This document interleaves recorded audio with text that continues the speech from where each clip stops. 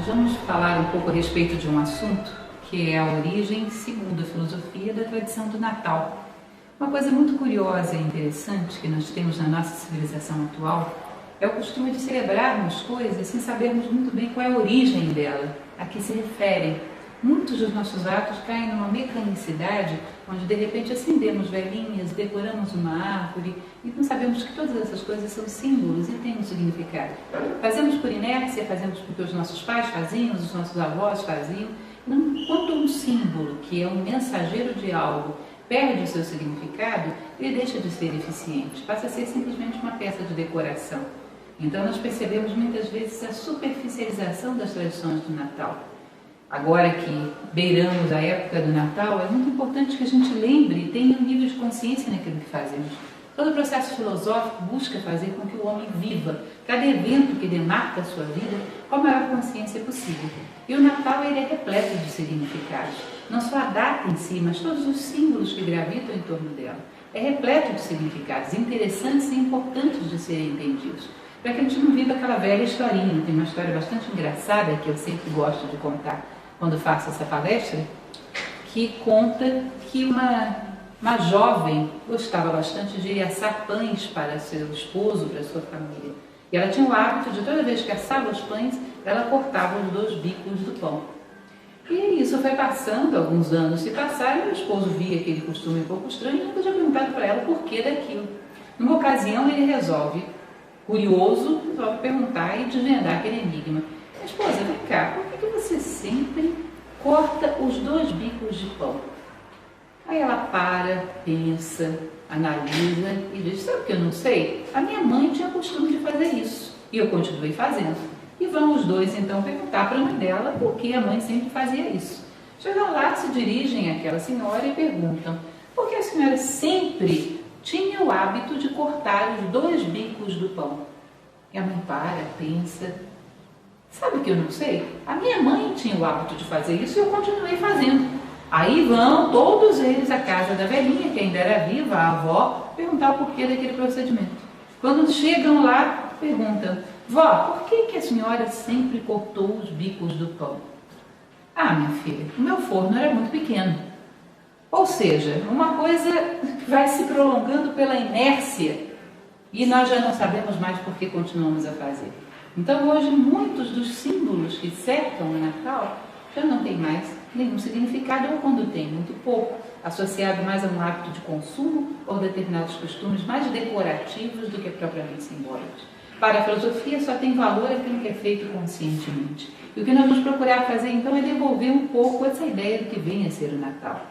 A palavra Natal, que evidentemente está associada a nascimento, embora alguns não saibam disso, ela não se refere apenas ao advento comemorativo de uma tradição ocidental, de uma religião, que é o cristianismo, e o nascimento de um mestre, que é Jesus Cristo. Celebrava-se o Natal muito antes do cristianismo. É uma celebração que vem de tempos muito antigos, associada a um evento cósmico, que é o chamado solstício de inverno. Parece um pouco estranho para nós do hemisfério sul, porque para nós não é inverno no Natal. Estamos em pleno solstício de verão. Copiamos as tradições do hemisfério norte exatamente para a nossa terra. Então isso gera alguns vácuos, alguns vazios de significado, algumas transposições às vezes de data. Vocês vão ver quando tivermos entendido um pouco melhor o que vem a ser o Natal, aqueles que já estiveram em capitais nordestinas, como por exemplo João Pessoa, é um fato muito curioso. As pessoas se deslocam, os paraibanos se deslocam, estejam onde estiverem no país, para estarem com suas famílias no São João. É a celebração mais importante. E ela é cercada de símbolos que estão muito associados originalmente ao Natal. E o São João é inverno, é exatamente o solstício de inverno. Então, cosmicamente, o nosso Natal seria muito mais na época do São João do que propriamente em pleno mês de dezembro, com a entrada do sol a pino, com o nosso solstício de verão. É importante que a gente entenda o que significava essas marcações do movimento do Sol, do movimento da Terra em torno do Sol, segundo essas antigas tradições. E o que isso representava simbolicamente para o homem. Quem mexe com a agricultura sabe da influência dessas posições da Terra em relação ao Sol, em relação à Lua, para que a sua semente dê uma boa planta, dê um bom fruto. Achamos que nós, seres humanos, não estamos sujeitos às mesmas leis da natureza. E aquilo que faz com que nasça uma planta sadia não influencia em nada para que nasça um homem sadio, um homem com um certo grau de sabedoria, ou seja, um homem feliz e harmonioso. Estamos submetidos às mesmas leis da natureza.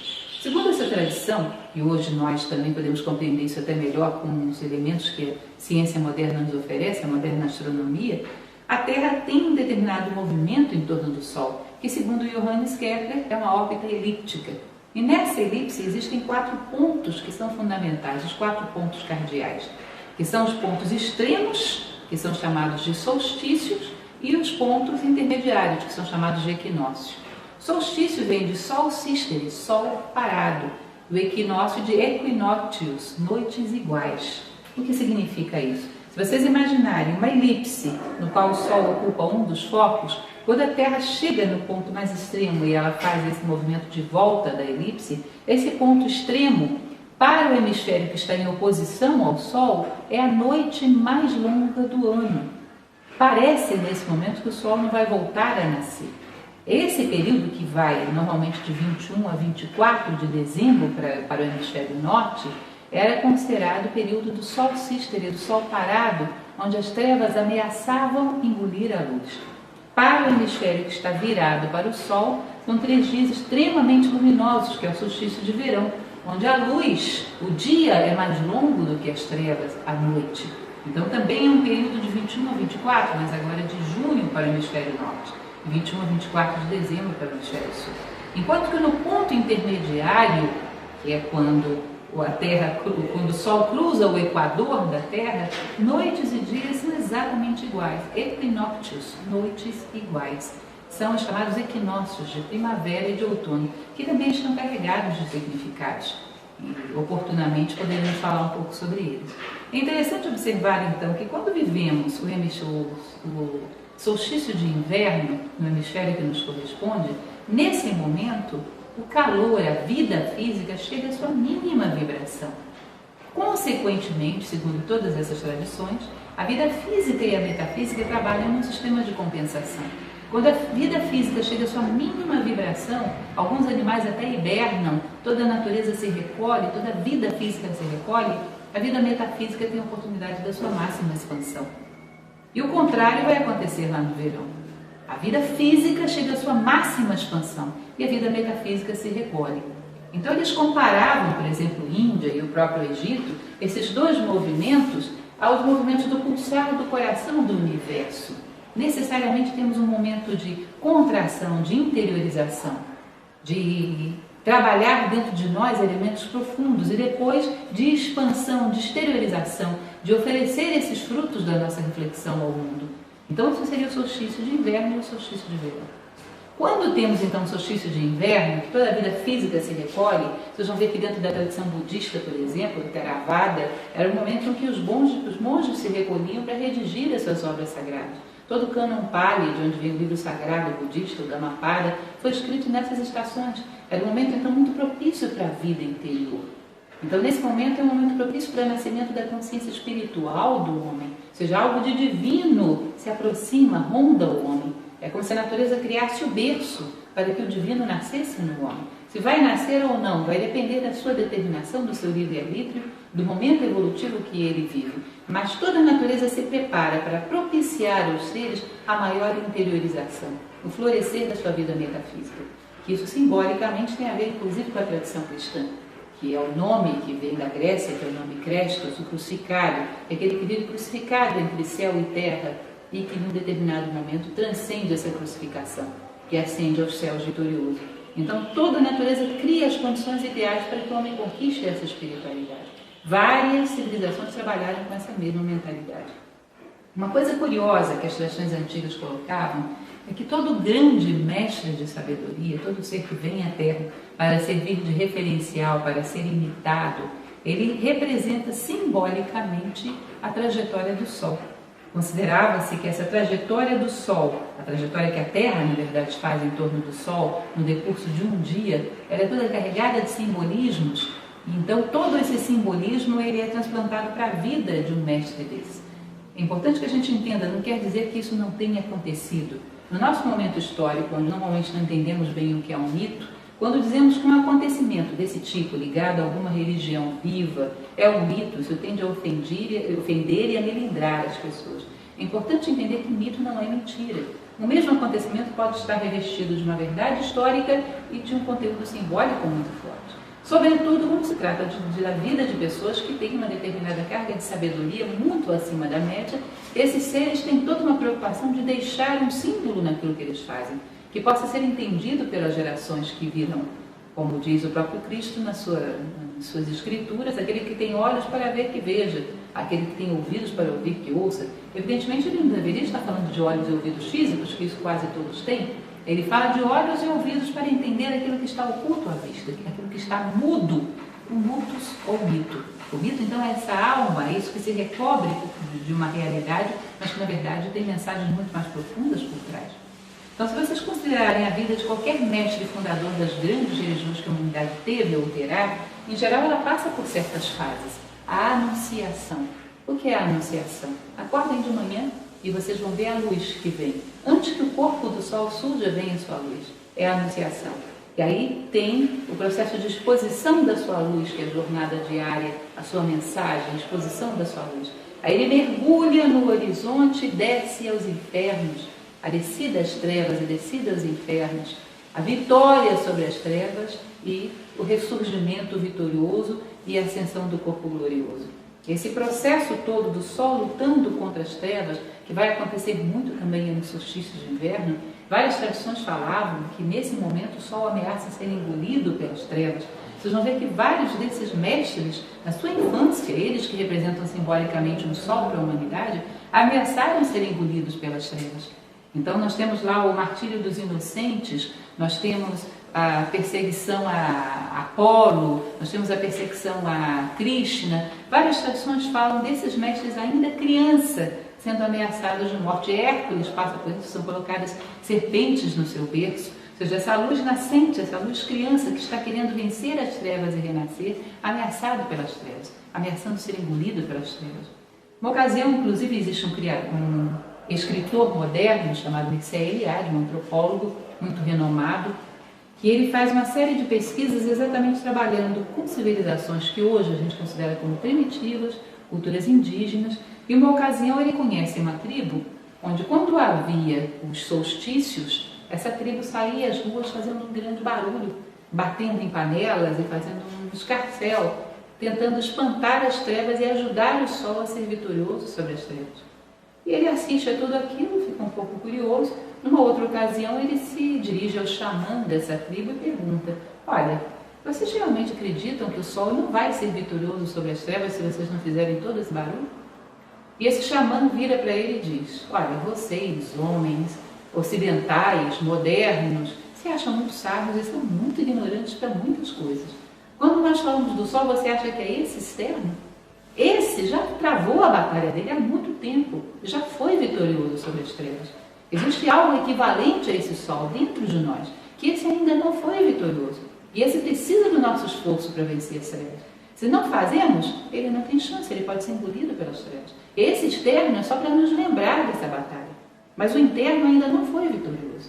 Então é muito interessante como nós, civilizações desenvolvidas, tecnológicas, modernas, muitas vezes perdemos essa acepção simbólica profunda que está por trás das coisas. Então o solstício estava estreitamente associado à vida desses mestres de sabedoria.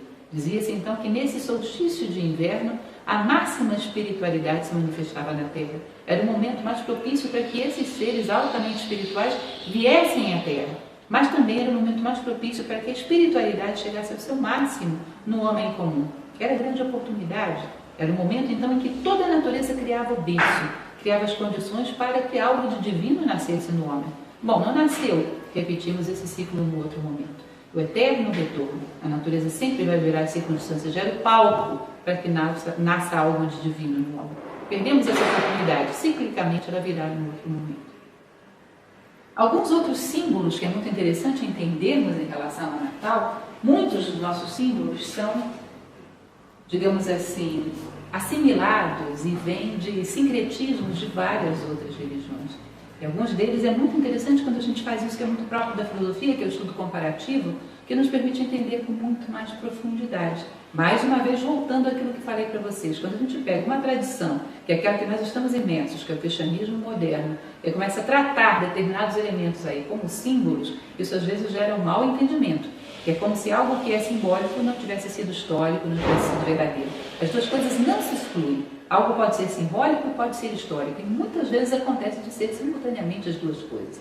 Então, se considerarmos alguns símbolos cristãos típicos, como por exemplo o presépio, vocês vão ver que existe uma formação ali que é muito interessante, porque você tem a manjedoura com o menino Jesus, e de um lado tem o burro e o boi. Todo mundo que monta nessa época o presépiozinho na sua casa percebe isso. Tem lá o burrinho e tem o boi. Né? Vocês vão ver que dentro da tradição indiana, por exemplo, eles consideravam que existem 3 formas, e isso era representado exatamente como um triângulo, 3 formas do homem se manifestar no mundo, 3 formas dele agir no mundo. Disse que toda vez que o homem está no mundo, inexoravelmente, queira ou não, ele estará em ação. Que a ação é própria da vida. É impossível vida sem ação. Então o homem ele pode escolher atuar de 3 formas. Ou ele age de acordo com a lei divina, que as tradições orientais chamam de Dharma, ele age com equilíbrio perfeito, que é Sattva, ou ele vai errar. E quando se erra por excesso ou por escassez. O erro por excesso significa uma ação desproporcional, impetuosa e muito além daquilo que é necessário. É aquela ação devastadora que sai ferindo, sai desmoronando, sai rompendo estruturas. Essa ação devastadora, guiada pelo ímpeto, é muitas vezes associada ao touro. Por esse espírito impetuoso que é próprio desse animal, ele funciona como um símbolo disso. O touro, então, está associado ao ímpeto.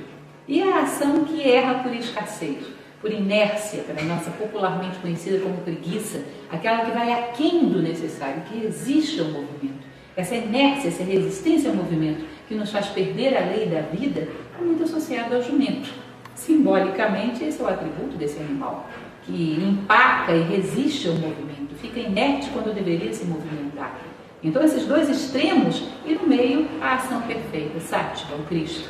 E a tradição indiana falava disso de uma maneira muito interessante, porque dizia que é um triângulo. A ação perfeita não é o justo meio entre o excesso e a escassez.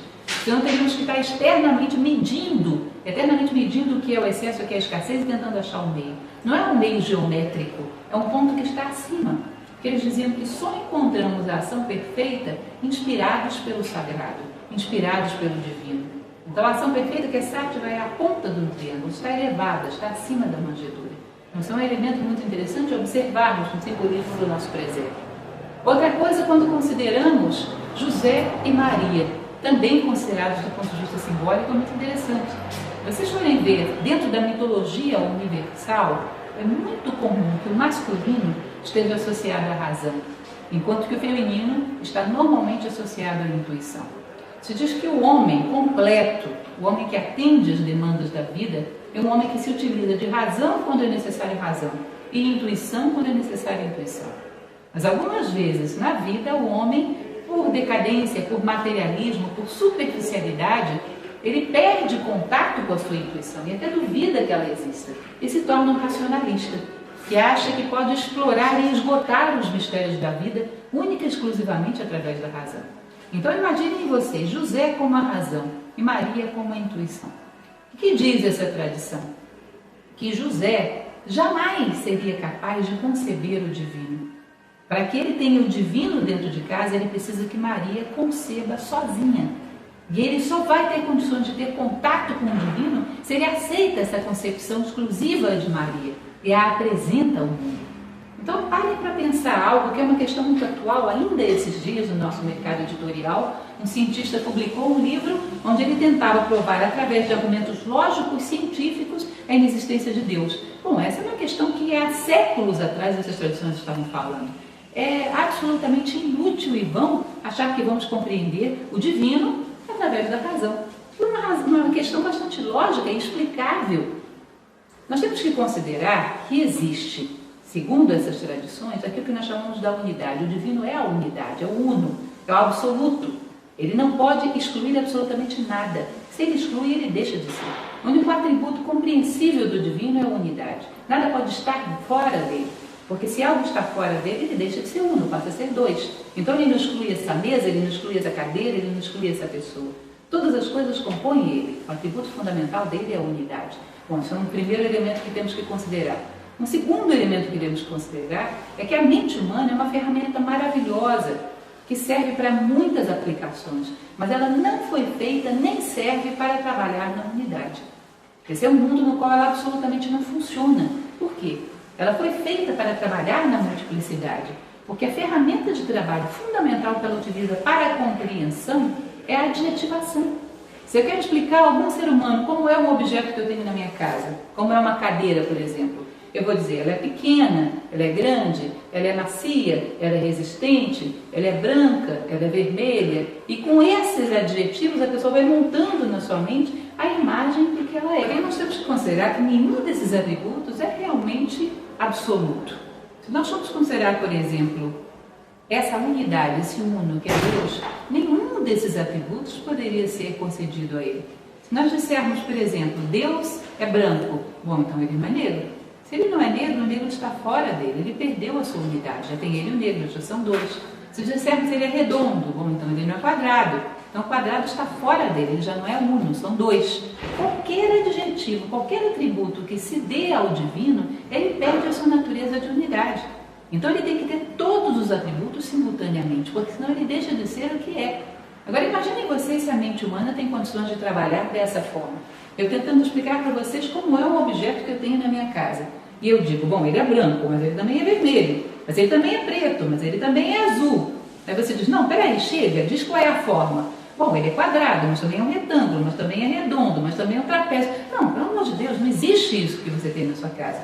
As coisas têm que ter um único atributo e eliminar os outros. A razão trabalha assim. Ela conhece por adjetivação. Ela não pode considerar um ser que tem todos os atributos ao mesmo tempo. Mas para conhecer o divino, você precisa conceber um ser que tem todos os atributos ao mesmo tempo. Então a razão não trabalha nessas condições. E aí entra a intuição, que é representada simbolicamente por Maria. A intuição humana é capaz de conceber a unidade. Foi feita para isso. Ela é uma linguagem que trabalha no uno, enquanto que a razão trabalha no múltiplo. Na verdade, a nossa intuição veria os modelos e a nossa razão comunicaria esses modelos ao mundo. Isso seria um homem completo. Vocês vão ver isso até dentro de determinados campos da ciência, como, por exemplo, quem leu aquele livro Como Vejo o Mundo, de Albert Einstein. Ele dizia que primeiro ele vê a relatividade, intuição, e depois ele passa um grande tempo desenvolvendo equações que lhe permitam comunicar ao mundo que ele viu, razão. Ou seja, se ele tenta racionalizar no momento da intuição, não teria visto nada.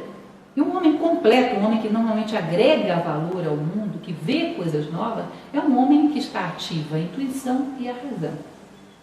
Então, se nós aplicamos essa percepção ao divino, um homem que quer ver Deus através da razão, José, o que seria isso dentro do mito? Quando Maria aparece grávida de um filho que ele não gerou, ele o rejeitaria? Não, fora, isso não é filho meu. A razão não aceitaria nada que não fosse fruto dela mesma. Esse José, essa razão, estaria condenada a jamais ter o divino dentro da sua casa, jamais conhecê-lo.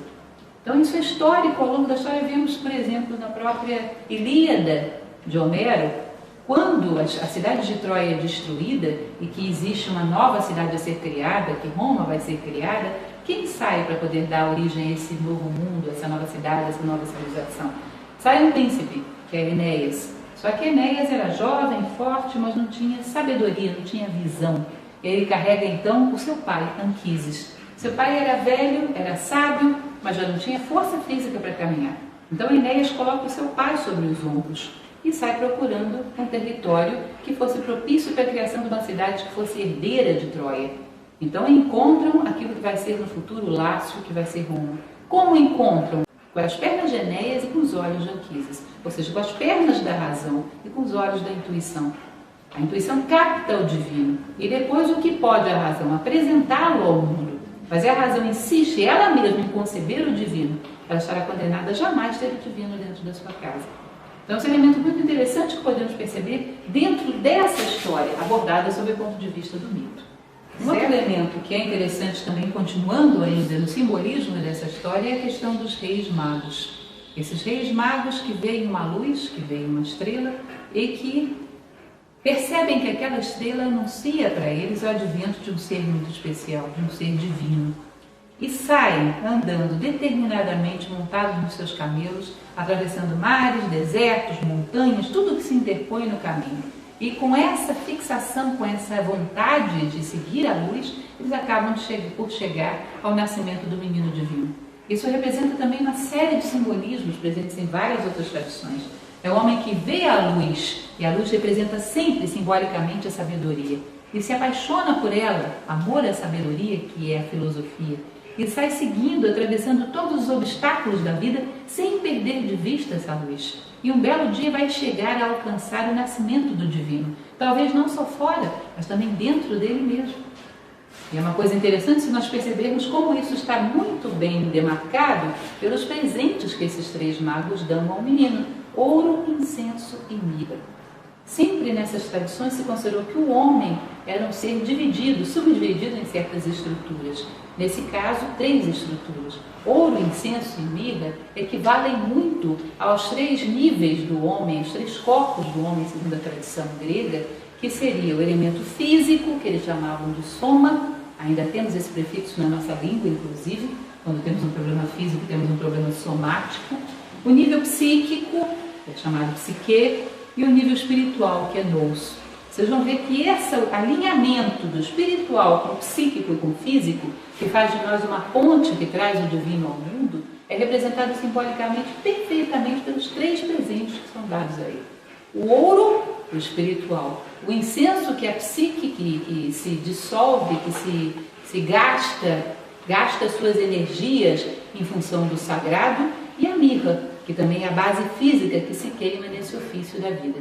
Ou seja, os 3 elementos, os 3 presentes que são dados ao Cristo, a mirra, o incenso e o ouro, representam simbolicamente corpo, psique e espírito. A união dos 3 mundos a serviço do divino. Ou seja, mais do que simplesmente o advento de um único ser, esse símbolo está representando a possibilidade de nascimento de algo dentro de qualquer ser humano, quando ele alinha esses 3 mundos na sua busca da sabedoria. Ao enamorar-se da luz, ao enamorar-se do divino, ele alinha os seus 3 mundos e coloca esses 3 mundos aos pés do divino. Então mostra aí toda a trajetória do amor e da busca da sabedoria, que sempre existiu e sempre existirá enquanto houver um único homem sobre a terra. Uma outra coisa muito interessante que todos nós, quando montamos o nosso presépio, a nossa árvorezinha, colocamos lá, é a estrela de 5 pontas. Todo presépio é coroado por uma estrela de 5 pontas. Às vezes a nossa árvorezinha também tem lá em cima. E não conhecemos esse símbolo, não sabemos o que ele significa. É um dos mais antigos da história da humanidade.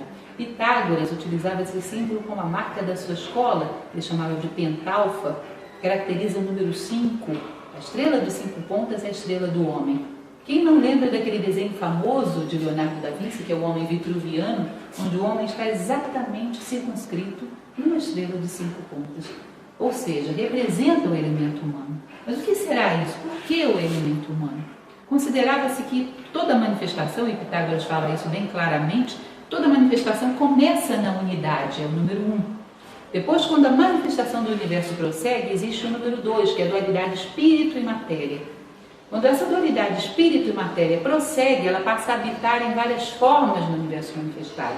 E aí nasce a trindade, que é espírito, matéria e forma. É o número 3.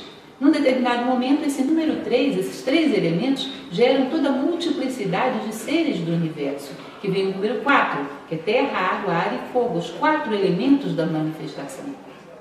Quando nesses 4 elementos da manifestação nasce a consciência espiritual, desperta a consciência espiritual, a consciência reflexiva que permite identificar tanto espírito quanto matéria, nasce o número 5, que é o triângulozinho que se impõe sobre os 4 elementos.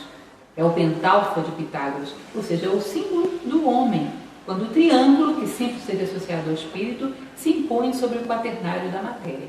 O homem é aquele ser que, para ser um homem verdadeiramente, impõe os princípios espirituais sobre a sua base material. E a estrela de 5 pontas, que é o pentalfa, sempre foi símbolo disso.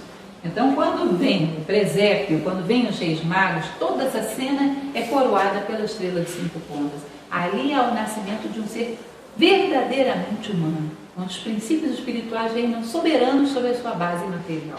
Ou seja, é um marco. E essa estrela está simbolizando muito bem.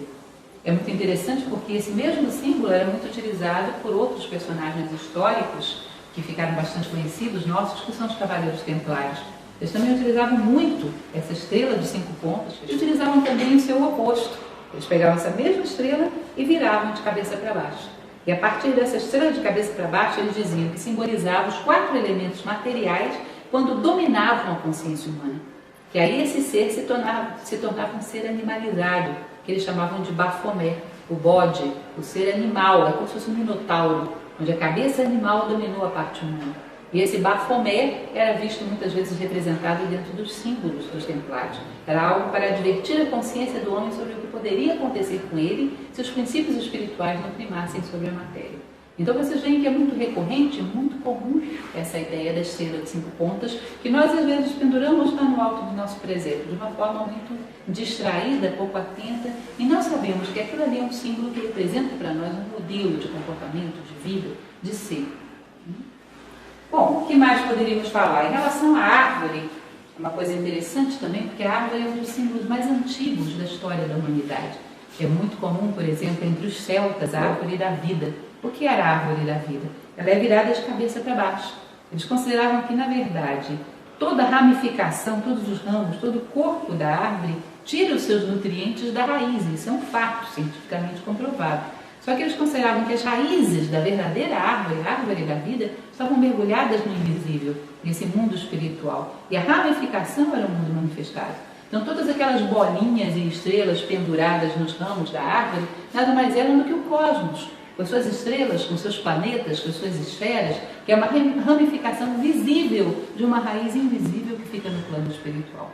Então, se nós fôssemos bem fiéis à tradição original, a nossa árvore de Natal, pasmem, teria que ser pendurada de cabeça para baixo nas nossas casas. As raízes mergulhando nesse céu invisível, nesse mundo espiritual, e a ramificação, aquelas bolinhas que vocês colocam na árvore, são os planetas, são as estrelas, é o cosmos, é a árvore do universo manifestado.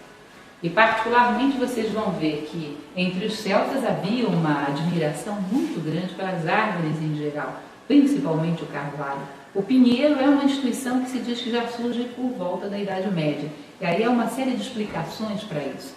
Mas nós podemos perceber que uma conífera como o pinheiro, ele tem uma forma muito curiosa, que é o cone, que é muito equivalente, segundo essas tradições celtas, à ideia das pirâmides egípcias ou à ideia do triângulo para os indianos. Representa o número 3, é o símbolo do espírito, da trindade, essa trindade que está presente em várias religiões. Pai, Filho, Espírito Santo, Brahma, Vishnu, Shiva, Ísis, Osíris e Horus, Hormuz, Mazda, Mitra, ou seja, a trindade, o número 3 como algo sagrado, é presente em várias tradições.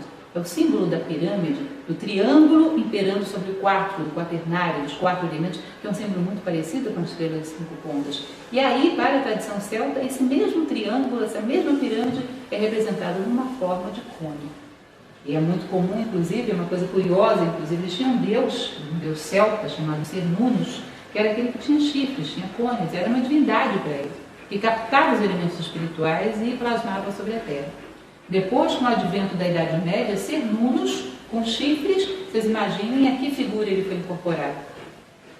Aconteceu um fenômeno de sincretismo aí, onde, com o passar do tempo, aqueles mitos celtas que eram mais resistentes na Idade Média, utilizou-se a seguinte filosofia: não se pode vencê-los com nômados a eles. Então, muitos dos símbolos dos celtas foram incorporados ao simbolismo medieval, às vezes com uma acepção negativa, como, por exemplo, Cernunnos, que virou o diabo, virou a imagem do diabo, chifrudo e com pernas de bode, quando, na verdade, entre celtas ele não tinha nada de diabólico. Era uma captação, através desses chifres, desse cone, das energias celestes e a plasmação sobre a Terra, que é também o mesmo símbolo da cornucópia, que vocês já devem ter ouvido falar, que é aquele chifre, aquele cone que era colocado lá no final do arco-íris cheio de moedas de ouro. Então, o símbolo do triângulo é o símbolo 3, é o símbolo do espiritual.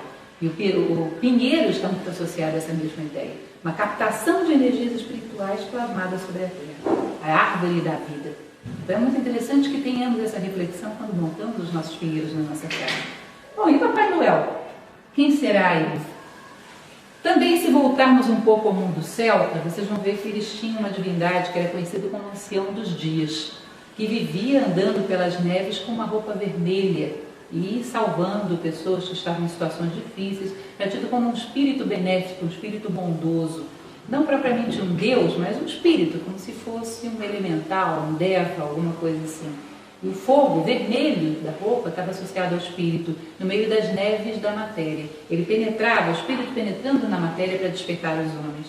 Posteriormente, houve um fato histórico na cidade de Mira, na Ásia Menor. A data exatamente foi em 274 depois de Cristo, de um chamado Nicolau. Nicolau, que depois se tornou São Nicolau de Mira, era um jovem que vivia nessa cidade e se diz que era muito bem premiado pela vida com posses materiais, era um jovem da nobreza, tinha muito dinheiro, herdeiro de uma grande fortuna, mas também era dotado de uma grande generosidade. Diz que Nicolau, numa ocasião, ele descobre que ele tinha um vizinho que era bastante pobre e que tinha 3 filhas. E por essa ocasião, segundo o costume, você não casava suas filhas se não dava a elas um dote. E as meninas se aproximam então da idade do casamento e ficam na iminência de não conseguir um casamento, porque para aquela circunstância social e histórica era muito grave. E aí Nicolau faz uma bolsa de moedas de ouro e vai pé ante pé na janela desse vizinho e joga a bolsa de ouro, para que o vizinho não perceba quem foi e ao mesmo tempo que possa casar sua filha. E assim ele casa a primeira filha. Passa-se um tempo, chega a idade da segunda a se casar. Mesma coisa Nicolau faz a bolsinha de ouro e vai pé ante pé, a bolsinha na janela. Bom, quando chega perto da idade de casar a terceira filha, o vizinho já está de sobreaviso. Bom, agora eu vou descobrir quem é meu benfeitor. E diz que ele fica numa situação em que ele possa observar a sua janela e ver o que vai acontecer. E ali se posta todas as noites. Até que uma ocasião ele vê exatamente Nicolau chegando com a bolsinha de ouro, pé ante pé, e atirando pela janela. Ele percebe que Nicolau havia sido seu benfeitor, que sua generosidade ainda era maior pela humildade de não querer ser reconhecido, e essa história corre por toda a cidade. E Nicolau, que depois se torna um bispo, ele vem a ser tremendamente generoso, uma vida inteira realmente de generosidade, de trabalho pelos necessitados. Esse Nicolau, que hoje é mais adorado na Itália do que em qualquer outro lugar, na cidade de Bari, sobretudo, os restos mortais dele foram levados para lá, e hoje ele tem várias igrejas, vários templos em Bari, na Itália como um todo. Com o passar do tempo, essa imagem dele de um ancião bondoso, com as 3 bolsinhas de ouro que ele havia dado para as 3 filhas do vizinho, começou a ser representado em santos, em imagens para adoração. Com o passar do tempo, com esse sincretismo que às vezes acontece na história, o ancião dos dias e São Nicolau começam a se fundir. E daqui a pouco já não são mais as 3 bolsinhas de ouro. Ele está vestido de vermelho e as 3 bolsinhas viram uma só. E já não é mais ouro, daqui a pouco são brinquedos. E por aí vai. E toda essa história vai tomando corpo e vai tomando forma. Até que nós podemos notar um fato muito curioso, próprio da mídia do nosso tempo. Essa imagem que nós temos hoje do Papai Noel, que nos parece a única possível, ela nasceu, na verdade, no início do século XX, criada por um desenhista da Coca-Cola. Há pouco tempo, inclusive, eu vi essa imagem, um cartaz desenhado na época por um desses cartunistas muito famosos da época. Ele pensou nessa imagem que nós conhecemos, o Papai Noel com essa roupinha com algodão, esse vermelho combinado com branco, o cinturão, as botas pretas, o bonachão, bochechas vermelhas. Isso foi uma criação, curiosamente, da Coca-Cola. E essa imagem passou praticamente a ser associada exclusivamente de Papai Noel. Hoje não pensamos em Papai Noel de outra maneira senão essa imagem, que foi criada então através da mídia. Uma coisa muito discutível nos nossos dias. Há quem discuta se vale ou se não vale a pena contar essa história às crianças e fazer acreditar nelas.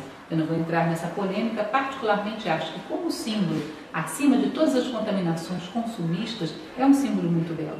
É um símbolo de generosidade, de entrega, de esperança. Sobretudo essa chave das neves, do frio que está associada à indiferença, ao materialismo, e esse vermelho do calor do coração humano, da generosidade que não se deixa engolir pelas neves, não se deixa abalar pelo frio, e que está constantemente trabalhando em prol do bem, do belo, do justo, do harmonioso, do generoso. Então é uma mensagem que, saibamos ou não, porque hoje já não entendemos muito de intuição, de simbolismo, as crianças captam melhor do que nós. E terem como referencial um ser que tem atributos tão especiais, acredito sim que é construtivo e benéfico para elas. Somos muito materialistas e hoje acreditamos que a verdade é estritamente aquilo que os nossos sentidos captam, quando na verdade a própria ciência nos mostra que esse ambiente está cheio de coisas que os nossos sentidos não captam e que são igualmente verdadeiras, ou até mais verdadeiras do que aquilo que vemos. Portanto, o simbolismo ele é capaz de incutir nas nossas crianças verdades morais muito profundas, que estão muito acima de verdades factuais, que essas são irrelevantes. Então acredito sim que os mitos são muito sadios para as crianças, e o Papai Noel inclusive. Realmente, outra coisa que é interessante, que é o elemento das velas, existe muito da tradição do Natal que vem da cultura celta. As velas, a ideia era, exatamente por ser solstício de inverno, quando se faz a maior escuridão na Terra, você simular um pouco da luz do Sol na Terra. Ou seja, como se você declarasse tacitamente: eu me alio à luz. Eu gero um pouco de luz na Terra para ajudar na batalha do Sol contra as trevas. Ou seja, os círios, as velas, representavam um aliar-se à luz, um aliar-se ao Sol, que nesse momento luta contra as trevas do solstício de inverno. E também os presentes. É uma curiosidade que não existe desde muito tempo, vai existir isso aí já desde a Idade Moderna, onde se utilizava, em geral, velas como presentes. Exatamente para representar a presença da luz, a presença do fogo, a presença do rio. O presente está associado à presença. Relembrar ao homem a presença do divino nesse momento tão mágico e tão especial do ano. É interessante, se vocês imaginarem ao longo da história, esse elemento da vela, do círio, como ela está associada a celebrações religiosas. A ideia da vela é muito associada à ideia do homem. É um suporte material que foi feito para gerar luz. Disse que o homem tem uma parte material, que é a sua personalidade física, e tem uma parte espiritual. Quando ele se dedica a trabalhar para aquilo que é próprio do ser humano, ele gera luz. Mas ao gerar essa luz, o que vai acontecendo com a vela? Ela vai se dissolvendo, vai deixando de existir enquanto vela. Porém, cumpre a sua função. Ela é como qualquer ser manifestado, mortal e sujeito ao tempo. E vai deixar de existir de qualquer forma. Mas quando ela é acesa, gera fogo, gera calor, gera luz, ela deixa de existir tendo cumprido a sua função. Trouxe luz ao mundo. Imaginem vocês se nós, por pena de acendê-la, que isso é muito comum nos nossos dias, tem velas que são lindas, né? E a gente tem pena de acendê-las. Ela não vai deixar de existir. Ela se resseca, ela esfarela, ela quebra e deixa de existir. Porém, deixa de existir sem jamais ter conquistado a identidade que lhe correspondia. Deixa de existir como um peso de papel, ela não foi vela. Ela não cumpriu a sua missão no mundo. Ela é vela quando ela gera luz. Então, esse símbolo da vela, quando em várias celebrações se acendia vela no solstício de inverno, se acendia em celebrações religiosas, é como se nós estivéssemos não presenteando algo ao divino, mas demonstrando aquilo que queremos ser. Queremos ser um ser que vai deixar de existir sobre a Terra porque isso é inexorável, somos mortais, mas queremos deixar de existir cumprindo com a nossa função, gerando luz, aliando-se à grande luz do universo, que é o divino. Então, os presentes em geral, a princípio, estavam relacionados a coisas que lembravam a presença do divino na vida humana. Depois, essa questão se banalizou e tornou-se normal dar qualquer tipo de presente, que está muito mais associado em geral ao corpo do que à alma. Perdeu-se essa ideia de que o presente é uma lembrança, é um lembrete da presença do divino na nossa vida. É curioso se nós observarmos como todos, muitos desses costumes, não diria todos, porque alguns com certeza foram inventados pela mídia, por todo o processo de consumo que se criou em torno dessa festa. Mas alguns, às vezes até prosaicos, vêm de tradições muito antigas. Por exemplo, a questão do porco com a maçãzinha na boca na nossa ceia de Natal, curiosamente. Vocês vão ver que dentro da tradição celta havia dois animais, que eram o porco e o javali, que são muito parecidos, só que o javali ele tem aquele chifre, o cone, ou seja, como se fosse o elemento material que o porco representa, bestial, instintivo, mas agora sujeito ao cone, que é o espírito. Então, pelo javali eles tinham grande admiração e grande respeito, mas pelo porco eles tinham desprezo. Então é uma coisa curiosa porque também a maçã, que às vezes a gente entende mal isso, a maçã está associada ao simbolismo em geral do coração humano.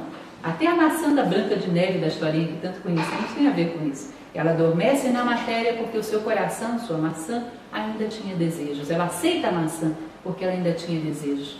Então a maçã está associada ao coração humano.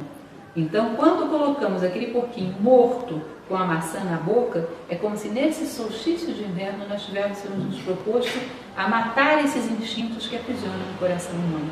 Ou seja, darmos um pouco de espaço para que aquilo que de espiritual existe em nós reine, pelo menos por um momento, para que tenhamos um referencial espiritual para o resto do nosso ciclo, para o resto da nossa vida. Bom, por último, uma coisa interessante a conhecer é a questão da estrela. Uma das questões mais discutidas e conturbadas é a estrela de Belém. Houve estrela de Belém? Não houve? É puro mito? Tem algo de história? Johannes Kepler fala sobre isso. Ele faz uma série de estudos e ele descobre que, na verdade, muito provavelmente a estrela de Belém seria um fenômeno que ele chama de estélio, que é uma conjunção do planeta Júpiter com Saturno, que teria acontecido, na verdade, em 7 a.C.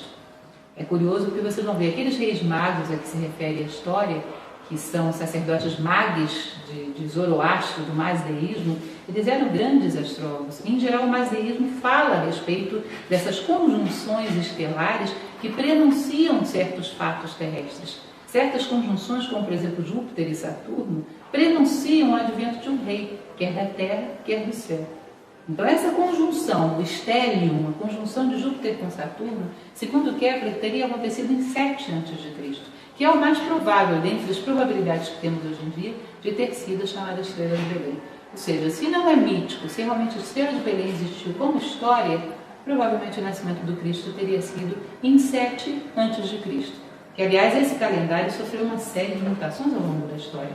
Nós sabemos, por exemplo, que a nossa data de Natal, ela mudou por 7 vezes. Até para quem tem curiosidade, a data de Natal durante a Idade Média foi em 2 de janeiro, em 28 de março, em 19 de abril, em 20 de maio, em 29 de setembro, em 6 de janeiro, que é a data de Reis, e por fim foi para o 25 de dezembro, exatamente para coincidir com o solstício de inverno. Porque havia uma resistência muito grande nas celebrações célticas de solstício de inverno. Então, para suprimir essas festividades, a data foi passada para ali. Isso teria acontecido em 324 anos depois de Cristo, na época daquele sacerdote Filocalos, que criou esse chamado calendário filocaliano, que transferiu então a data do Natal para o solstício de inverno. Até então não era assim, né? Então há uma série de elementos que a gente não pode considerar essa data como tão precisa historicamente. Não sabemos exatamente quando aconteceu aquilo que nós conhecemos no Ocidente como Natal. Mas sabemos sim que ele está carregado de simbolismos que não aconteceram no passado, podem estar acontecendo agora e vão voltar a acontecer sempre no futuro.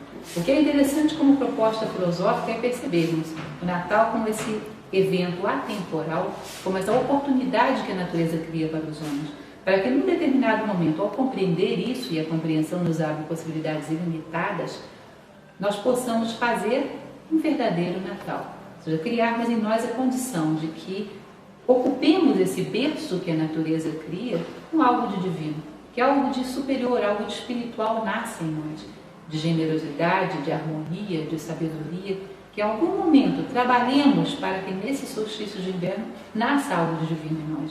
Nesse momento poderíamos dizer que estamos vivendo um verdadeiro Natal. Até então estamos repetindo as condições, é como se estivéssemos anualmente servindo uma mesa farta, um banquete muito requintado, com uma louça fina, uma porcelana maravilhosa, e nunca os comensais viessem se sentar à mesa. Nunca ninguém tivesse desfrutado desse banquete.